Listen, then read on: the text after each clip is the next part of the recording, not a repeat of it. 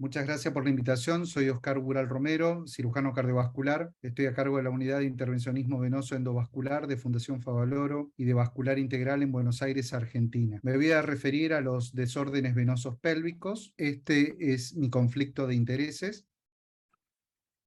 Cuando hablamos de desórdenes venosos pélvicos, podemos tener esta situación de manifestación de varices atípicas, en este caso varices ubicados en genitales externos, donde justamente podemos identificar como si fuera una imagen de un iceberg. Estamos viendo solamente la parte superior y debemos pensar que en un plano profundo está el origen de esta patología. El síndrome de congestión pélvica se caracteriza fundamentalmente por el dolor pélvico permanente, más de 6 meses de evolución, asociado con dispareunia y en algunas situaciones varices de ubicación atípica en región glútea, cara interna de muslo o región genital. Cuando los pacientes presentan dolor pélvico, debemos pensar que puede tener un origen musculoesquelético, urológico, neurológico, psicológico, ginecológico, gastroenterológico. Las causas vasculares representan el 30% de estos pacientes. Tiene un verdadero impacto en salud, en gastos, en consumos de prácticas que no nos llevan a la solución del diagnóstico ni de terapéutica adecuada, asociado a cambios psicosomáticos, depresión, ansiedad, afectación de las actividades sociales y laborales. El sustrato de la congestión pélvica es la hipertensión venosa pélvica, que esto lleva ya generado por fenómenos de reflujo o fenómenos compresivos, y esto lleva a la congestión pélvica, a la aparición de varices de ubicación atípica genital o en miembros inferiores.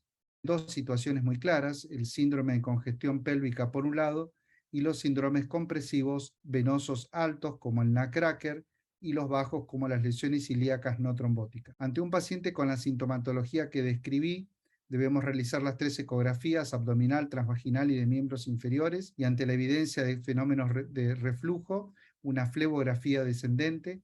Ante la presencia de síndromes compresivos en causa justificada, terminamos con tratamiento de nutcracker o de May-Tyner, y si tenemos solamente cuadros congestivos, realizar el tratamiento con la embolización. Es importante definir las fugas pélvicas, el punto inguinal, punto pudendo, punto obturatriz, punto glúteo superior o inferior, y la presencia de varices en estos sitios nos hace pensar cuál es la vena que está comprometida. Tenemos un score de severidad desarrollado por el Grupo Iberoamericano de Estudio Pélvico, y nos basamos mucho en la evaluación por ecografía transvaginal, abdominal, donde podemos identificar los patrones normales de insuficiencia, flujos derivativos o flujos mixtos. La tomografía a veces nos permite identificar cuadros asociados como fenómenos compresivos altos, nutcracker, o bajos, lesiones ilíacas no trombóticas. Tenemos un protocolo de estudio por flebografía en todos los pacientes, donde realizamos una evaluación de la vena renal, la vena gonadal derecha, la vena ilíaca derecha, hipogástrica derecha, ilíaca izquierda, hipogástrica izquierda. No tratamos imágenes, sino pacientes, y hay veces pacientes delgados longilíneos pueden tener no solamente cuadros congestivos de insuficiencia gonadal, sino también compresivos altos y bajos sin manifestación clínica. Nos valemos mucho de la visión tridimensional, un estudio rotacional 3D, para definir los cuadros compresivos y las vías derivativas. Definimos las fugas inguinales, la fuga pudenda interna, la fuga glútea superior, glútea inferior, la fuga obturatriz. Colocamos y posicionamos los catéteres lo más distal posible para poder identificar estos reflujos. Ahí existe una correlación clínica entre la ecografía, la radiología y la semiología de estos pacientes. El IBUS juega un papel importante en los fenómenos compresivos, y el tratamiento médico se basa fundamentalmente en AINES, drogas flebotónicas y terapéuticas alternativas. Nosotros no optamos por la cirugía como la anexohisterectomía o la ligadura de vasos gonadales, teniendo en cuenta que existen vías derivativas que no se resuelven con estas técnicas. Optamos por los procedimientos endovasculares, como la embolización con coils y espuma. Optamos por coil de liberación controlada, y este es un caso de un paciente con varices atípicas que presenta una insuficiencia de fenómeno compresivo alto, pero sin clínica característica, una insuficiencia gonadal. Se procedió a hacer la embolización con técnica de espuma, de sándwich, espuma, coils, espuma, embolizamos la gonadal izquierda y la gonadal derecha.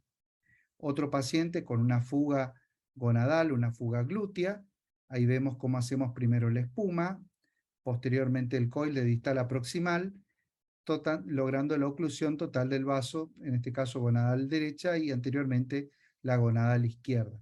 Lo mismo realizamos para la fuga glútea inferior. Un caso de una fuga glútea inferior por una vena glútea inferior insuficiente en conexión con la vena ciática, que se resolvió con una embolización selectiva. Complementamos con la embolización extrapélvica de las fugas, con espuma y a veces con solución líquida, y con cirugía en forma complementaria. Las complicaciones son mínimas, teniendo en cuenta, y son casi inexistentes, teniendo en cuenta la utilización de los coils de liberación controlada.